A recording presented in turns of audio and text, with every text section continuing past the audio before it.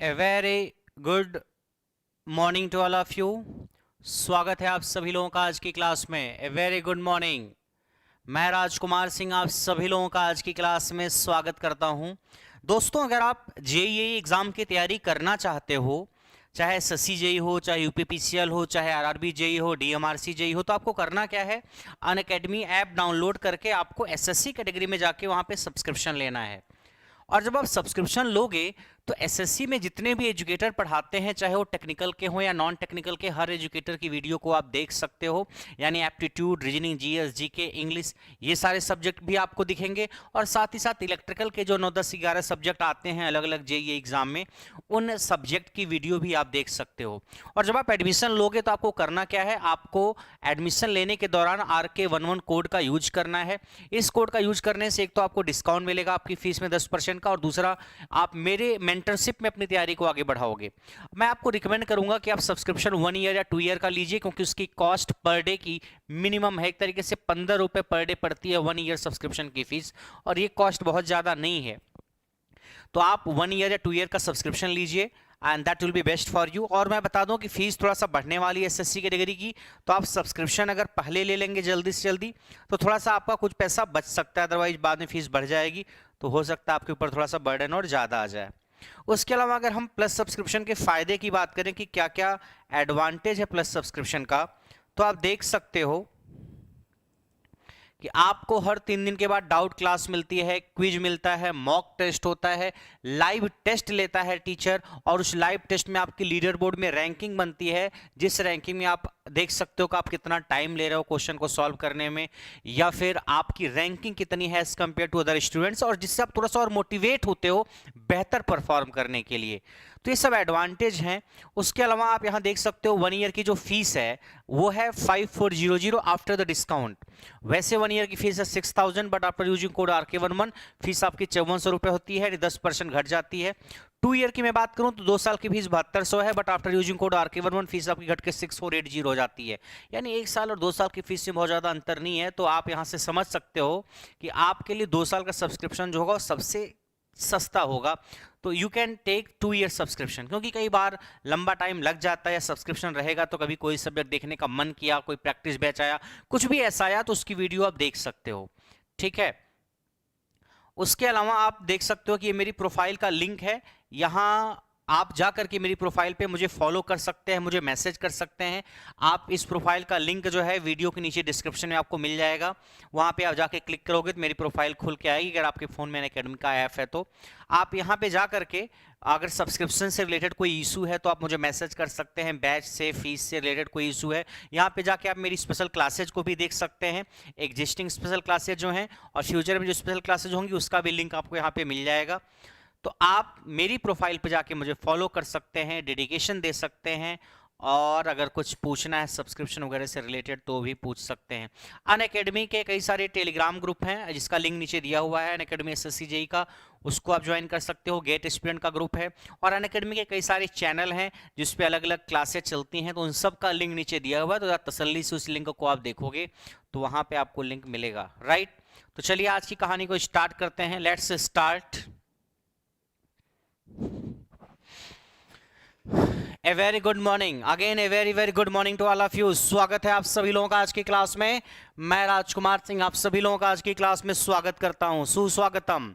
दीपावली बीत चुकी है, जरा उस खुमार से बाहर आओ। दीपावली कैसी थी आप लोगों की? उम्मीद करते हैं कि अच्छी होगी दीपावली। और मैं बता दूं ये जो क्लास है आप लाइव नहीं बल्कि रिकॉर्डेड देख रहे हो, तो कई बार आप कुछ कमेंट कर रहे होगे तो उसका जवाब शायद मैं नहीं दे पाऊँ उस वक्त, तो इसलिए ये क्लास रिकॉर्डेड है। इस बात को ध्यान में रख के आप देखना और आपको समझ में सारी चीज़ें आएंगी। ठीक है। बस आपके कमेंट का मैं रिप्लाई नहीं दे पाऊंगा, बट जो लोग मेरे साथ रेगुलर जुड़ते हैं उनका नाम मेरे जहन में मुझे याद है। ठीक है। तो चलिए स्टार्ट करते हैं। सेल एंड बैटरी का पार्ट 2। पार्ट 1 की वीडियो हो चुकी है, पार्ट 1 इज कंप्लीटेड। पार्ट 2 की ये वीडियो है जो बहुत लंबी नहीं, एक छोटी सी वीडियो ही रहेगी 30 मिनट के आसपास की, लेकिन आपको समझ में सब कुछ आएगा। दीपावली बीत चुकी है, अब अपने अगली तैयारी के लिए अपने आप को बिल्कुल तैयार कर लो, कमर कस लो। सब्सक्रिप्शन नहीं लिया तो उसको ले लो कोड RK11 के थ्रू, क्योंकि फीस भी बढ़ने वाली है। फीस कभी भी बढ़ सकती है, I don't have idea about that किस डेट में बढ़ जाएगी, बट फीस इसी महीने में बढ़ जाएगी एक तरीके से। ठीक है। और आपका मार्च में एग्जाम है तो उसमें बहुत ज़्यादा टाइम बचा नहीं हुआ है कि आप 10 दिन 15 दिन का वेट करोगे, नहीं। पावर सिस्टम में स्टार्ट करूंगा नए बैच में 20 नवंबर से जो स्टार्ट हो रहा है। बाकी जो पुराना बैच है उसमें मैंने नेटवर्क और मशीन पढ़ा रखी है। नेटवर्क और मशीन की आप चाहो तो रिकॉर्डेड देख लो, बाकी पावर सिस्टम और फिर मेजरमेंट को आप लाइव देख सकते हो। बाकी सब्जेक्ट और एजुकेटर्स हैं जो पढ़ाएंगे, नॉन टेक वगैरह भी आपको उसमें मिलेगा, जीएस रीजनिंग वगैरह सारी चीजें। तो चलिए स्टार्ट करते हैं आज की कहानी। सेल एंड बैटरी पार्ट 2 में आप देख सकते हो कि प्राइमरी सेल और सेकेंडरी सेल क्या होती है। इसको हमने बता रखा है कि प्राइमरी सेल को चार्ज नहीं किया जा सकता, सेकेंडरी सेल को चार्ज किया जा सकता है। प्राइमरी सेल छोटी होती है, हल्की होती है, सस्ती होती है, ईएमएफ कम होता है। सेकेंडरी सेल भारी होती है, महंगी होती है, ईएमएफ ज्यादा होता है, रिचार्ज कर सकते हैं सेकेंडरी सेल को। प्राइमरी सेल और सेकेंडरी सेल के कुछ एग्जांपल यहां पे मैंने दिए हुए हैं। सबसे पहला एग्जांपल है वोल्टाइक सेल। वोल्टाइक सेल या गैल्वेनिक सेल भी इसको बोलते हैं। ये प्राइमरी सेल का एग्जांपल है जिसका ईएमएफ कितना होता है 1.08 से लेकर 1.10 वोल्ट के बीच में, लगभग इसी रेंज में होता है, 1.08 मान लो या 1.10 मान लो। क्वेश्चन आता है कि वोल्टाइक सेल जो है उसका ईएमएफ कितना होता है, तो आपका आंसर होगा 1.08। वोल्टाइक सेल का दूसरा नाम है गैल्वेनिक सेल। सबसे पहले जो सेल बनाई गई थी उस सेल का नाम क्या है, वो वोल्टाइक सेल ही है। ऐसी सेल जो सबसे पहले बनाई गई थी, the first cell which was manufactured, the first cell which was manufactured was voltaic cell। बोल्टा ने बनाया था इसको, बनाने वाले के नाम पे रखा गया इसका नाम वोल्टाइक सेल। बनाने वाले का नाम बोल्टा था तो वोल्टाइक सेल नाम रख दिया गया, ठीक है। या गैल्वेनिक सेल, इसका ईएमएफ इतना होता है 1.08 या 1.10 के बीच में। उसके बाद दूसरी है लेक्लांजे सेल। लेक्लांजे सेल, इसका ईएमएफ होता है 1.46 volt. Daniell cell 1.1 volt, dry cell 1.5 volt, mercury cell, इसका ईएमएफ नॉर्मली पूछा नहीं जाता, ये भी उतने इंपॉर्टेंट नहीं है, बट जिंक क्लोराइड सेल या सिल्वर ऑक्साइड सेल, इन दोनों की ईएमएफ लगभग 1.5 वोल्ट के आसपास होते हैं, ठीक है। तो ये दोनों जो है उतना इंपॉर्टेंट नहीं है, बट ये सब प्राइमरी सेल के एग्जाम्पल हैं। प्राइमरी सेल के वोल्टाइक सेल का इतना, लेक्लांजे सेल का इतना, डेनियल सेल का इतना, ड्राई सेल का इतना, जिंक क्लोराइड का इतना, सिल्वर ऑक्साइड का इतना, ये सब प्राइमरी सेल के एग्जांपल हैं। क्वेश्चन आता है कि बटन सेल किसको बोलते हैं, तो आपका आंसर होगा मरकरी सेल को। बटन सेल किसको बोलते हैं, तो आपका आंसर होगा मरकरी सेल को। मिनी सेल किसको बोलते हैं, आपका आंसर होगा मरकरी सेल को। बटन सेल किसको, मरकरी सेल को। मिनी सेल किसको, मरकरी सेल को। पॉकेट कैलकुलेटर में कौन सी सेल यूज करते हैं, आपका आंसर होगा मरकरी सेल या बटन सेल या मिनी सेल। पॉकेट कैलकुलेटर में कौन सी सेल का इस्तेमाल करते हैं, there your answer will be button cell या मिनी सेल। बोलो हाँ या ना। ये सारे प्राइमरी सेल, एग्जांपल याद रखना और ईएमएफ भी याद रख सकते हो, that will be best for you. उसके बाद आती है सेकेंडरी सेल, जिसको कि हम स्टोरेज सेल बोलते हैं, जिसको हम एक्यूमुलेटर ही बोलते हैं। ये कहानी है सेकेंडरी सेल की, लेड एसिड सेल या alkaline cell. Lead acid cell या लेड एसिड बैटरी जो कि हम यूज करते हैं, इसका ईएमएफ नॉर्मली 2.2 वोल्ट के आसपास होता है। फिर एल्कलाइन सेल जिसमें निकल कैडमियम सेल वगैरह आती हैं, ठीक है। तो ये प्राइमरी सेल और सेकेंडरी सेल के कुछ एग्जाम्पल्स मैंने लिखे हैं, that you have to remember. Question आएगा लेड एसिड सेल किसका उदाहरण है, प्राइमरी सेल का या सेकेंडरी सेल का। लेड एसिड सेल किसका उदाहरण है, सेकेंडरी सेल का। निकल कैडमियम सेल या एल्कलाइन सेल किसका उदाहरण है, एल्कलाइन सेल। क्यों, आगे जब पढ़ोगे तो समझ में आएगा एल्कलाइन क्यों नाम रखा गया। एल्कलाइन सेल किसका एग्जांपल, सेकेंडरी सेल का। पॉकेट कैलकुलेटर में कौन सी cell, mercury cell. Button cell किसको, मरकरी सेल को बोलते हैं। मिनी सेल किसको, मरकरी सेल को बोलते हैं। सबसे पहले निर्मित की गई सेल कौन सी थी, वोल्टाइक सेल। वोल्टाइक सेल का नाम वोल्टा के नाम पे रखा गया है, वोल्टास कंपनी भी तो है एक। ईएमएफ इसके याद रखना है आपको। तो ये कहानी याद रहेगी या भूल जाएगी, ये कहानी आपको याद रहेगी या भूल जाएगी एवरीवन।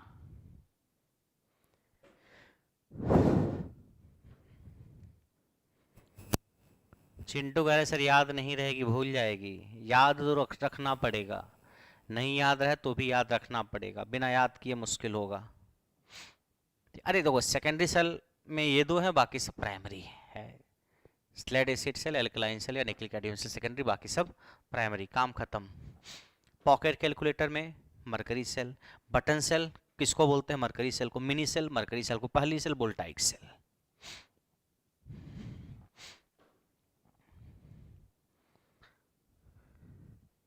कहानी आ रही समझ में। आइए इस पे एक दो और क्वेश्चन करते हैं जो आपके एग्जाम में पूछा गया है।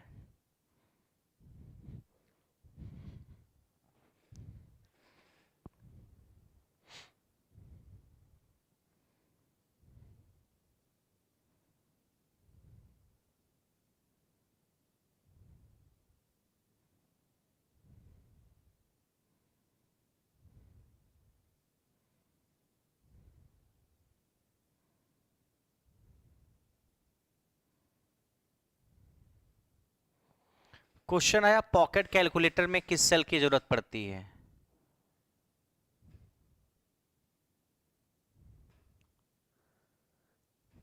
पॉकेट कैलकुलेटर में कौन सी सेल की जरूरत पड़ती है? तो आपका आंसर होगा, ये 4-5 ऑप्शन इसमें से दे दे जाएंगे, तो आपका आंसर होगा क्या? मरकरी सेल, या जिसको बटन सेल भी बोलते हैं या मिनी सेल भी बोलते हैं। पॉकेट कैलकुलेटर में कौन सी सेल यूज करेंगे? ठीक है, अगला सवाल आया आपका कि बैटरी में क्या होता है। बैटरी जो होती है आपकी, उसमें होता क्या है? पहला है केमिकल एनर्जी कन्वर्ट होती है इलेक्ट्रिकल एनर्जी में। दूसरा, मैकेनिकल एनर्जी कन्वर्ट होती है इलेक्ट्रिकल एनर्जी में। तीसरा, हीट एनर्जी कन्वर्ट होती है लाइट एनर्जी में। और चौथा, लाइट एनर्जी कन्वर्ट होती है इलेक्ट्रिकल एनर्जी में। क्या होगा बताओ? बैटरी या सेल में क्या होता है? केमिकल एनर्जी इलेक्ट्रिकल एनर्जी में, मैकेनिकल इलेक्ट्रिकल में, हीट एनर्जी लाइट एनर्जी में, लाइट एनर्जी इलेक्ट्रिकल एनर्जी में। तो जो आपकी बैटरी होती है, उसमें बैटरी में क्या होता है? The chemical energy converts into electrical energy. Chemical energy converts into electrical energy. ठीक है, अगला सवाल।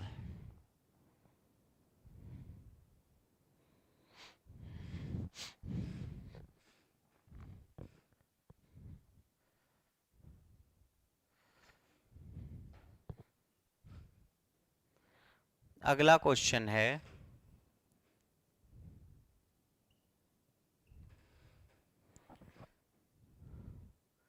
which cell was manufactured or developed first? Manufactured first, सबसे पहले किस सेल को मैन्युफैक्चर किया गया है, बनाया गया? आपके पास ऑप्शन में है डेनियल सेल, दूसरा ऑप्शन है लेक्लांचे सेल, तीसरा है बोल्टाइक सेल और चौथा है dry cell.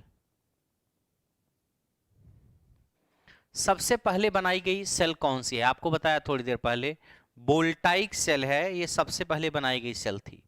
The cell which was manufactured first, that is voltaic cell.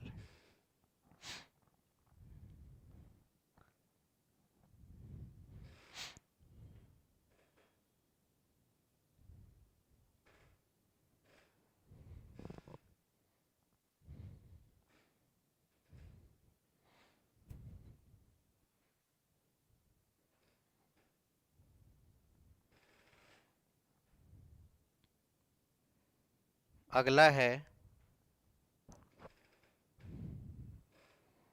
Button cell किसको बोलते हैं? बटन सेल किस सेल को बोलते हैं? ठीक है, तो लेक्लांजे सेल को, या मरकरी सेल को, या फिर बोल्टाइक सेल को, या फिर लेड एसिड सेल को। लेड एसिड सेल को या लेक्लांजे को, मरकरी को, तो बटन सेल आपने देखा मरकरी सेल को बोलते हैं, ऐसे ही हम मिनी सेल भी बोलते हैं। अगला क्वेश्चन आया कि what is EMF of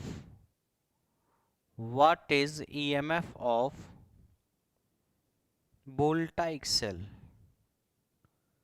what is EMF of voltaic cell? पहला है 1.08 वोल्ट, दूसरा है 2.02 वोल्ट, तीसरा है 5 वोल्ट और चौथा है 0.5 वोल्ट। क्या आंसर होगा? ईएमएफ कितना है बोल्टाइक सेल का? What is the EMF of voltaic cell, ये आपको बताना है। तो बोल्टाइक सेल इस लिस्ट में कहां है, कहां है, कहां है? 1.08 से 1.10। ए इज द राइट आंसर। ए, क्या सही उत्तर होगा इसका? ए।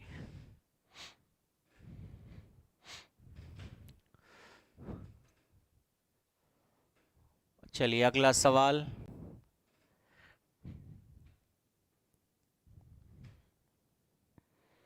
अगला सवाल है आपका,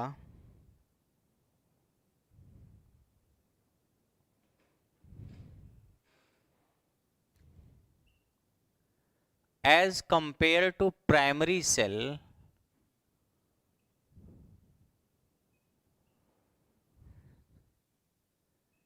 EMF of secondary cell is low, high, equal और डी है नन। तो as compare to primary cell EMF of secondary cell क्या होगा बोलो? प्राइमरी सेल की तुलना में सेकेंडरी सेल का ईएमएफ कितना होगा? तो प्राइमरी सेल के कंपैरिजन में ज्यादा होता है सेकेंडरी सेल का। ये देखो प्राइमरी सेल का था, सेकेंडरी सेल का 2.2 वोल्ट के आसपास ईएमएफ था। तो प्राइमरी सेल के कंपैरिजन में सेकेंडरी सेल का जो वोल्टेज है ईएमएफ होता है वो क्या होता है? हाई होता है, ज्यादा होता है। चलिए और कुछ एक आध क्वेश्चन लिखते हैं। ये जो सेल के नाम हैं याद रखना आप, और ईएमएफ भी याद रखना आप जो लिखा था मेन ईएमएफ।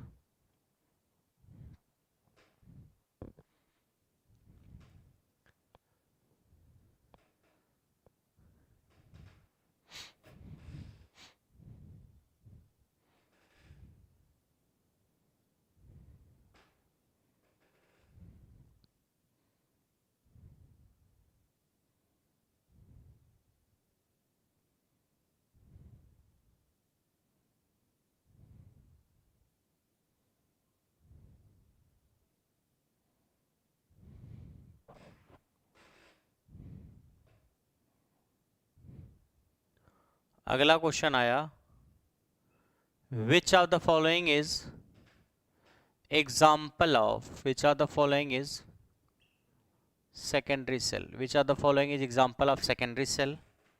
इसमें से सेकेंडरी सेल का एग्जाम्पल कौन है?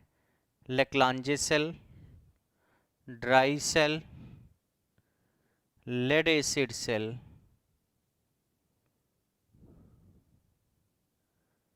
और Daniell cell. Which of the following is example of secondary cell, तो क्या आंसर होगा इसका?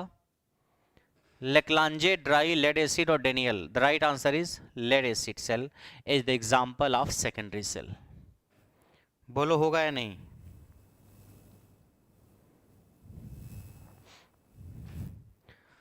अगला सवाल है, reaction of primary cell, reaction of primary cell is reversible, दूसरा इररिवर्सिबल, तीसरा there is no reaction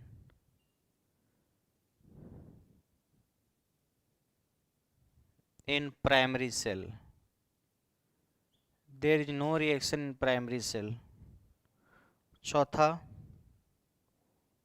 none. तो क्या उत्तर होगा? रिएक्शन ऑफ प्राइमरी सेल कैसी होती है बताओ? प्राइमरी सेल जो होता है उसकी रिएक्शन कैसी होती है?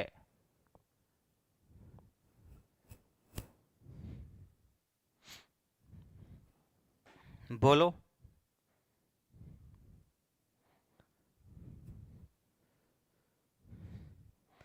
देखो प्राइमरी सेल की जो रिएक्शन होती है दैट इज इरिवर्सिबल, अनुत्क्रमणीय। प्राइमरी सेल की रिएक्शन इरिवर्सिबल होती है और जो सेकेंडरी सेल होती है उसकी रिएक्शन रिवर्सिबल होती है। क्या होती है? रिवर्सिबल। ये तो कहानी थी प्राइमरी और सेकेंडरी सेल की। अब आइए बात करते हैं कैपेसिटी ऑफ ए बैटरी या कैपेसिटी ऑफ ए सेल।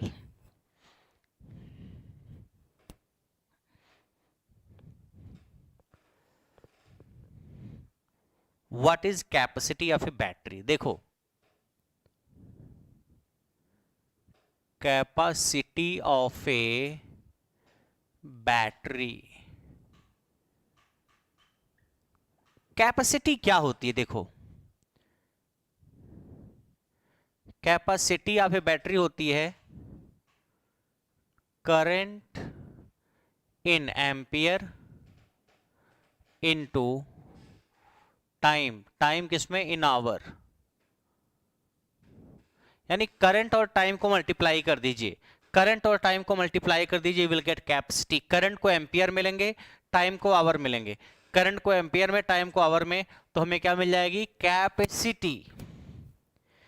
ठीक है,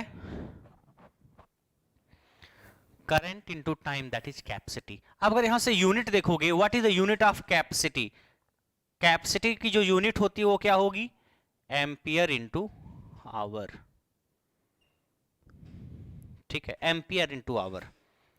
अब जैसे अगर हम ये कहें, हमने मान लीजिए कहा कि किसी बैटरी की कैपेसिटी जो है वो है 100 एम्पियर आवर, ऐसे ऐसे लिख दिया 100 एम्पियर आवर AH, किसी बैटरी की कैपेसिटी 100 एम्पियर आवर। इसका क्या मतलब है, इसका मतलब ये है कि अगर इससे हम 100 एम्पियर की करंट लें तो कितने घंटे तक देगी, 1 घंटे तक। 100 एम्पियर की करंट लोगे तो 1 घंटे तक देगी करंट। अगर आप इससे 50 एम्पियर की करंट लोगे तो कितने घंटे तक देगी, 2 घंटे तक। अगर आप इससे 25 एम्पियर की करंट लोगे तो कितने घंटे तक दे सकती है, 4 घंटे तक। आप 10 एम्पियर की करंट लोगे तो कितने घंटे तक दे सकती है, 10 आवर तक। आप 1 एम्पियर की करंट लोगे तो कितने घंटे तक दे सकती है, 100 आवर तक, 100 घंटे तक। इसका मतलब समझो आप कि अगर आप ज्यादा करंट ले रहे हो तो बहुत कम समय तक बैटरी करंट दे पाएगी, कम करंट ले रहे हो तो ज्यादा समय तक दे पाएगी, और कम करंट तो और ज्यादा समय, और कम करंट तो और ज्यादा समय। करंट को बहुत कम कर दिया तो समय बहुत ज्यादा बढ़ गया। सबका देखो एम्पियर और टाइम का प्रोडक्ट 100 ही है, यानी कैपेसिटी सबकी 100 है। यानी अगर किसी बैटरी से आप ज्यादा करंट लोगे ना तो बैटरी जल्दी डिस्चार्ज हो जाएगी। ज्यादा करंट आप किसी बैटरी से लोगे तो बैटरी जल्दी कम समय में डिस्चार्ज हो जाएगी, अगर ज्यादा करंट लोगे तो। और अगर बैटरी से आप कम करंट लोगे, थोड़ी थोड़ी करंट लोगे, तो बैटरी लंबे समय तक चलेगी, लंबा टाइम लेके डिस्चार्ज होगी, बहुत जल्दी डिस्चार्ज नहीं होगी। तो कोई बैटरी कितनी जल्दी डिस्चार्ज होगी वो डिपेंड करता है आप बैटरी से कितनी ज्यादा करंट ले रहे हो। अगर बहुत ज्यादा करंट आप ले रहे हो तो बैटरी बहुत जल्दी 1 ही घंटे में डिस्चार्ज हो जाएगी, और कम करंट ले रहे हो तो बैटरी देखो 100 घंटे तक चलेगी, काफी लंबे समय तक चलेगी बैटरी, यानी लंबा टाइम लेगी डिस्चार्ज होने में। तो कोई बैटरी कितनी करंट दे सकती है और कितने समय तक दे सकती है, दोनों का जो प्रोडक्ट होता है दैट इज कॉल्ड कैपेसिटी। कोई बैटरी कितनी करंट दे सकती है और कितने टाइम तक दे सकती है, दोनों का जो प्रोडक्ट होता है that is called capacity. Capacity of a battery, वही लिखा है, कितने करंट दे सकती है और कितने टाइम तक दे सकती है, उसका जो प्रोडक्ट होगा दैट इज कैपेसिटी। अब जैसे मोबाइल फोन है आपका, आपके मोबाइल फोन में जो बैटरी होती है उसकी कैपेसिटी भी एम्पियर आवर में आप लिख सकते हो। आप मोबाइल फोन खरीदने जाते हो तो पूछते हो ना कि भैया बैटरी कितने mAh की है, आप पूछते हो ना बैटरी कितने mAh की है, ठीक है, वो कहता है कि बैटरी 3000 mAh की है, mAh, ठीक है। यहाँ ma का मतलब है मिली एम्पियर, एम्पियर आवर है, अगर करंट को हम मिली एम्पियर में रिप्रेजेंट कर दें तो मिली एम्पियर आवर लिख सकते हो आप, मिली एम्पियर इंटू आवर। इसका मतलब 3000 मिली एम्पियर करंट अगर आप लोगे तो 1 घंटे तक वो दे पाएगी। अगर 3000 मिली एम्पियर करंट लोगे तो 1 घंटे तक दे पाएगी। mAh का मतलब है मिली एम्पियर है करंट, और h का मतलब hour, milli ampere into hour, क्योंकि बैटरी काफी कम करंट देती है, बैटरी से कम करंट ही ली जाती है, तो इसलिए मिली एम्पियर में करंट को नॉर्मली हम लिखते हैं। यानी कहने का मतलब है एम्पियर इंटू आवर। अब करंट मिली एम्पियर में हो गई तो मिली एम्पियर इंटू आवर हो जाएगा। बात आ रही समझ में? तो आपके मोबाइल फोन की जो बैटरी होती है उसकी कैपेसिटी mAh में होती है, means milli ampere into hour. तो क्वेश्चन आता है कैपेसिटी की यूनिट क्या है, एम्पियर इंटू आवर। अब एक क्वेश्चन मैं लिखता हूं, ए 2000 एम्पियर आवर बैटरी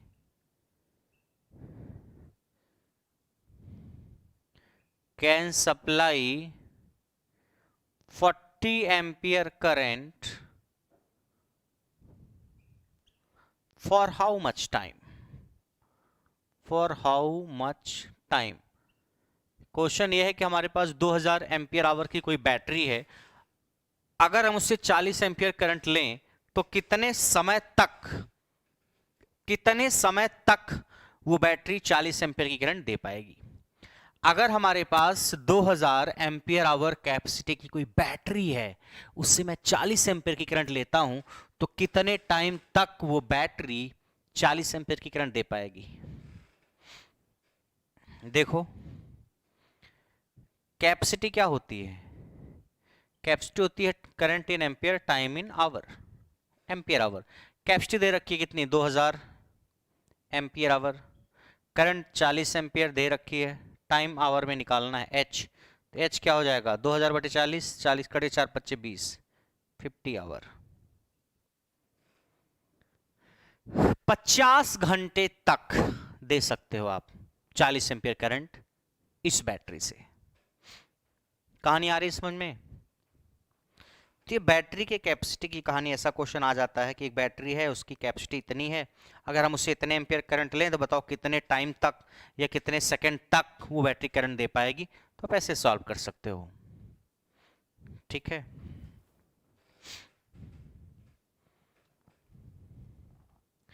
इसमें किसी को कोई डाउट है तो बताओ, एनीवन?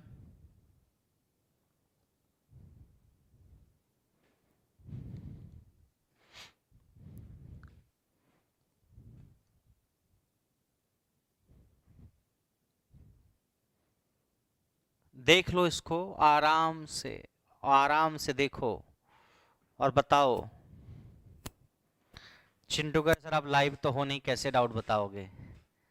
अरे मैं आपकी भावनाएं सारी समझ लूंगा चिंटू।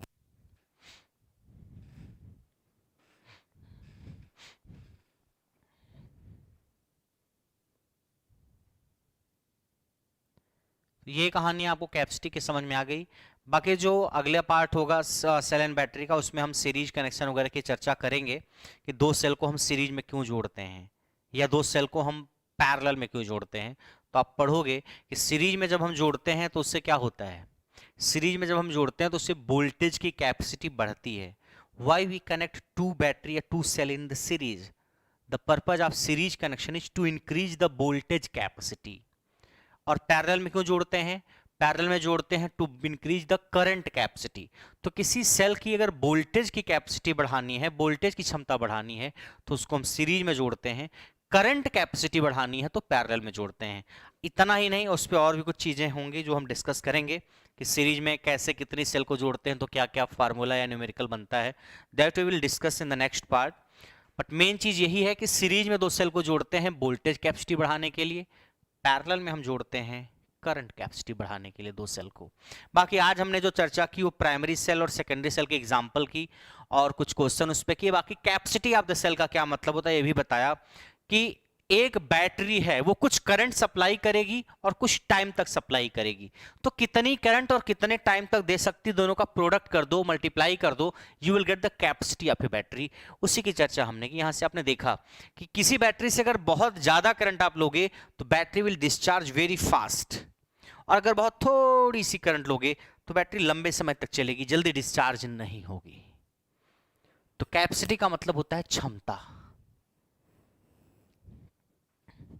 उम्मीद है यहां तक समझ में आया होगा, ठीक है। बाकी 20 नवंबर से प्लस पे नया बैच स्टार्ट हो रहा है, तो उसके लिए आप एसएससी में प्लस सब्सक्रिप्शन ले सकते हो। कोई क्वेरी है सब्सक्रिप्शन से रिलेटेड तो मेरी प्रोफाइल पे मैसेज कर सकते हो आप, उसका लिंक नीचे दिया है, या एसएससी कैटेगरी में जाके आप राजकुमार सिंह 730 सर्च करके कर सकते हो, ठीक है। You have to use code RK11 code का इस्तेमाल करना है आपको एडमिशन के लिए और डिस्काउंट के लिए और मेरी मेंटरशिप के लिए, ठीक है। बाकी और कुछ आपको कहना है तो आप मैसेज करके मेरे प्रोफाइल में बता सकते हो। आज की कहानी यहीं पर खत्म करते हैं, बाकी फिर आपसे मुलाकात होगी सेल एंड बैटरी के नेक्स्ट पार्ट में जिसमें हम और चीजें डिस्कस करेंगे। आज की ये छोटी सी वीडियो बस इतनी ही, नेक्स्ट क्लास तक मेरा इंतजार करिए, तब तक के लिए बाय बाय।